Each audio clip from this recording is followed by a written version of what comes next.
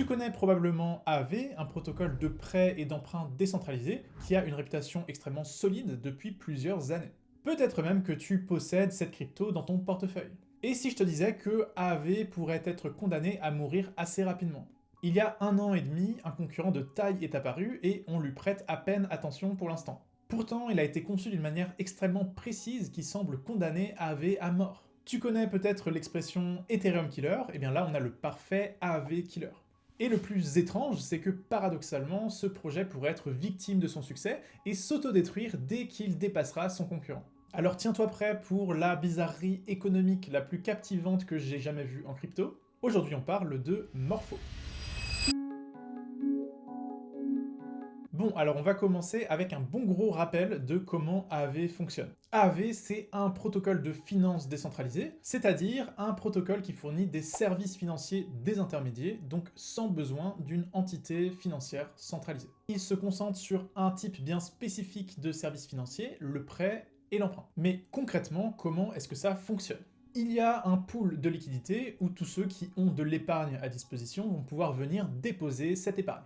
Par exemple, si tu as de l'USDT qui traîne et que tu veux obtenir un rendement sur cette USDT, tu peux aller déposer tes USDT dans un pool de liquidités sur Aave.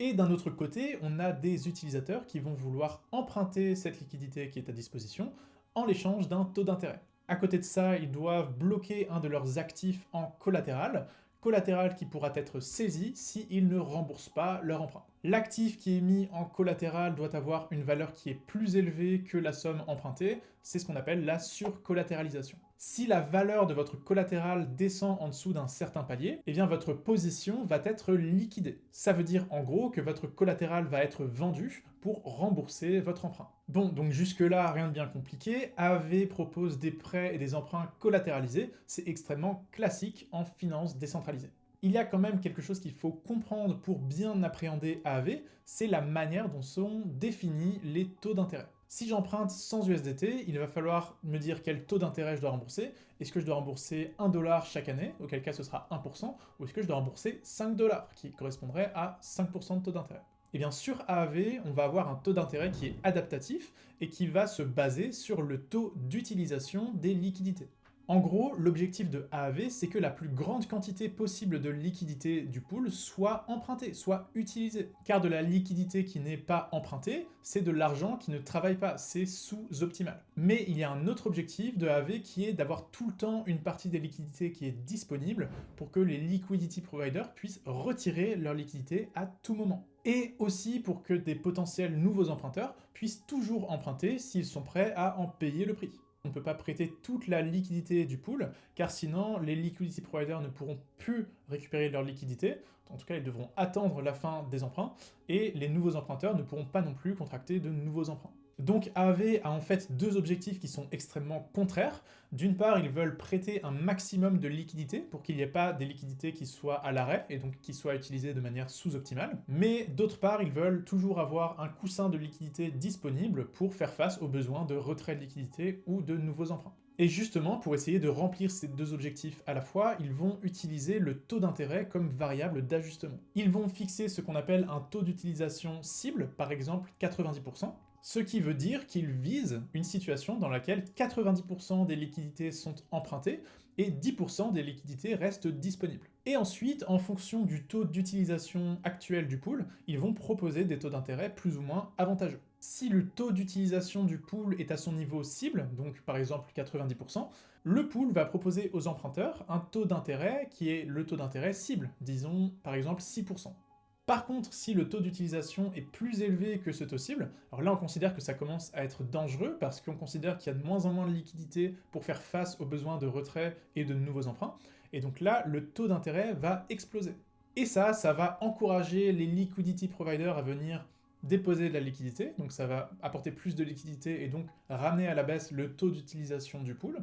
Et d'autre part, ça va encourager les emprunteurs à rembourser leur emprunt parce qu'ils n'auront plus envie de payer les taux d'intérêt actuels. Par contre, si le taux d'utilisation est plus bas que le taux cible de 90%, le taux d'intérêt proposé va baisser pour, en gros, attirer des nouveaux emprunteurs, pour qu'il y ait plus de liquidités qui soient empruntées. On a donc un mécanisme d'ajustement assez élégant qui va toujours pousser le taux d'utilisation des liquidités vers le taux d'utilisation cible qu'on aura fixé.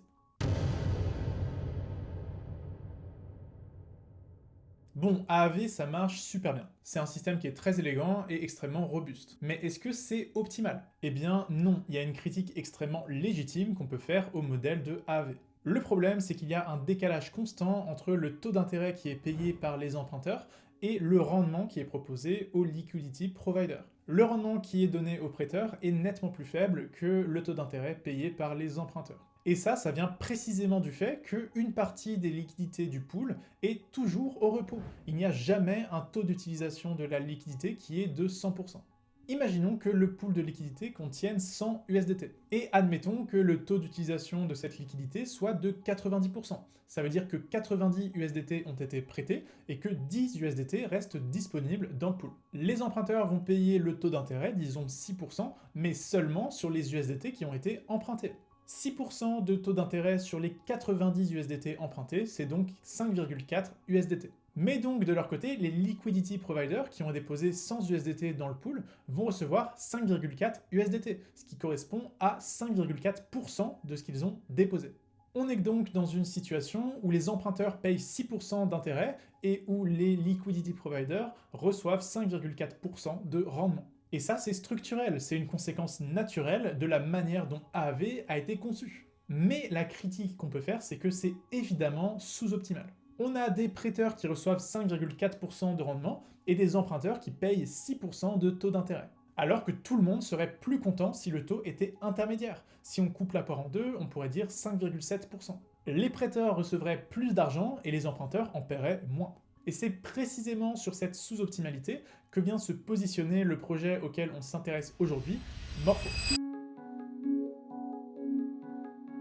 Le projet Morpho, et plus précisément le projet Morpho Optimizer, on reviendra plus tard sur le fait qu'il y a plusieurs projets à l'intérieur de Morpho. Donc Morpho Optimizer, c'est une application assez originale qui vient se greffer directement sur AAV.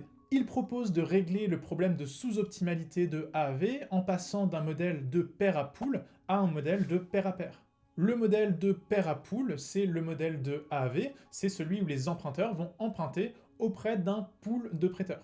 Alors qu'un modèle de pair à pair, c'est un modèle où on matche directement un emprunteur avec un prêteur. Bon, et donc concrètement, à quoi est-ce que ça ressemble? C'est vraiment pas très compliqué et c'est extrêmement malin. En tant que liquidity provider, vous allez déposer vos liquidités directement sur Morpho de la même manière que vous les déposeriez sur AAV. Et en tant qu'emprunteur, vous allez pouvoir venir emprunter de l'argent sur Morpho en déposant un collatéral, exactement de la même manière que sur AAV. Sauf que là où c'est différent, c'est que Morpho va tenter de matcher les utilisateurs en pair à pair. Si vous voulez emprunter, Morpho va regarder s'il n'y a pas un liquidity provider qui a mis à disposition de la liquidité de l'actif que vous voulez emprunter. Et pareil, si vous fournissez de la liquidité, Morpho va regarder s'il n'y a pas un emprunteur qui actuellement a besoin d'emprunter l'actif que vous fournissez. S'il trouve deux utilisateurs qui se correspondent, il va les matcher ensemble et fixer un taux d'intérêt de pair à pair. Et c'est là que c'est magnifique, c'est parce que l'emprunteur va payer moins cher que s'il était passé par AAV, et le prêteur va recevoir plus d'argent que s'il était passé par AAV. Tout le monde est plus heureux. Bon, alors ça c'est la situation où il y a un match entre deux utilisateurs, mais qu'est-ce qui se passe s'il n'y a pas de match? Eh bien c'est là que c'est super malin, c'est que Morpho est branché directement sur AAV, et s'il n'y a pas de match, Morpho va directement sous-traiter le service à AAV. Donc si vous êtes un liquidity provider, que vous déposez vos liquidités sur Morpho, mais que actuellement il n'y a aucun emprunteur qui matche avec vous sur Morpho, eh bien Morpho va déposer vos liquidités sur AAV. Et le rendement qui va être généré va vous être intégralement redistribué. Donc vous allez obtenir le rendement que vous auriez eu si vous aviez été sur AAV. Et exactement de la même manière, si vous êtes un emprunteur et qu'il n'y a actuellement aucune liquidité sur Morpho qui vous permette de faire un emprunt de pair à pair, eh bien Morpho va emprunter pour vous sur AAV. Et vous allez payer le taux d'intérêt que vous auriez payé si vous aviez été directement sur AAV. Que ce soit en tant que liquidity provider ou en tant qu'emprunteur, si on passe par Morpho, soit on a un match avec un autre utilisateur, et dans ce cas-là, on a un service qui est meilleur que celui qui est proposé par AAV, soit il n'y a pas de match, et dans ce cas-là, on a un service qui est équivalent à ce que propose AAV. Donc Morpho vient littéralement proposer un service qui est meilleur que celui d'AAV 100% du temps. En tant qu'utilisateur, on a toujours intérêt à passer par Morpho plutôt que par AAV. Alors je fais un petit raccourci parce qu'il y a en fait un risque technique à prendre en compte quand on utilise Morpho. Si les smart contracts de Morpho sont dysfonctionnels par exemple, quand vous utilisez AAV, vous vous exposez aux risques techniques qui sont relatifs à AAV, et quand vous utilisez Morpho, vous vous exposez à la fois aux risques techniques de Morpho, mais également aux risques techniques de AAV, puisque Morpho est basé sur AAV. Donc c'est un paramètre évidemment à prendre en compte, mais bon, pour notre analyse, on va partir de l'hypothèse que c'est négligeable, et de toute manière, ce sera de plus en plus négligeable avec le temps. Mis à part ce risque technique, économiquement, Morpho est une solution qui est strictement meilleure que AAV, et ce pour n'importe quel utilisateur. Sauf que cette grande force de Morpho pourrait être également sa plus grande faiblesse.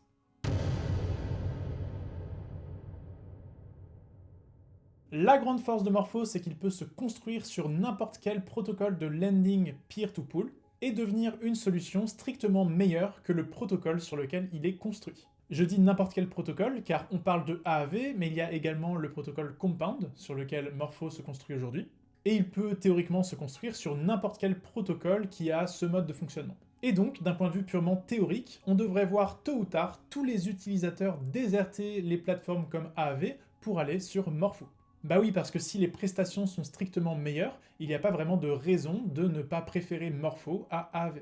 On peut dire ici que l'équilibre de Nash est une situation dans laquelle tous les utilisateurs vont chez Morpho. L'équilibre de Nash, c'est une notion qui est extrêmement importante dans la théorie des jeux, et ça veut dire en gros l'équilibre économique naturel des choses. Si tout le monde se comporte de manière rationnelle, c'est l'équilibre qui devrait naturellement se mettre en place. Eh bien ici, l'équilibre naturel théorique, c'est un équilibre dans lequel tout le monde va chez Morpho. Bon, alors ça c'est en théorie, mais dans la pratique, pour l'instant, on voit quand même une grande partie des utilisateurs rester chez AAV alors que Morpho existe depuis août 2022. Mais dans tous les cas, Morpho est quand même une extrêmement mauvaise nouvelle pour AAV.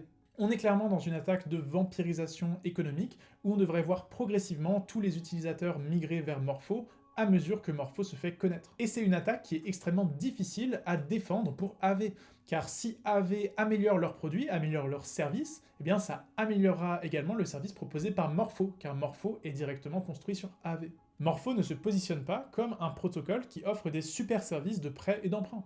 Il se positionne comme un protocole qui offre des services qui est meilleur que AAV, qui est meilleur que le projet sur lequel ils sont adossés.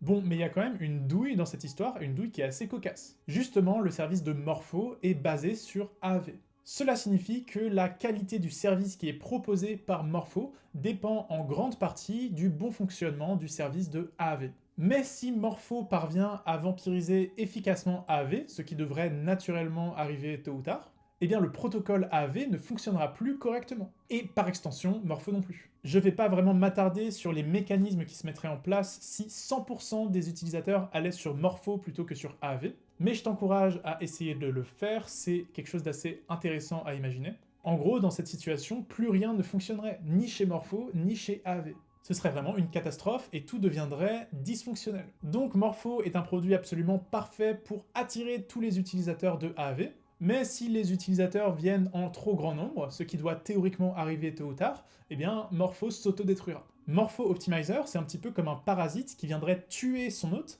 alors qu'il ne peut pas survivre sans son hôte. C'est une attaque économique kamikaze. Une attaque ultra efficace, quasiment imparable, mais si elle réussit, Morpho chutera avec AAV. Morpho ne peut fonctionner correctement que tant que son attaque n'a pas complètement marché, et tant que la portion d'utilisateurs qu'il a attiré n'est pas trop élevée. Morpho Optimizer, je trouve que c'est un peu comme la bombe nucléaire, c'est-à-dire que c'est une idée de génie, mais il aurait mieux valu que personne ne la découvre jamais, et maintenant que quelqu'un a eu cette idée, on peut pas vraiment revenir en arrière.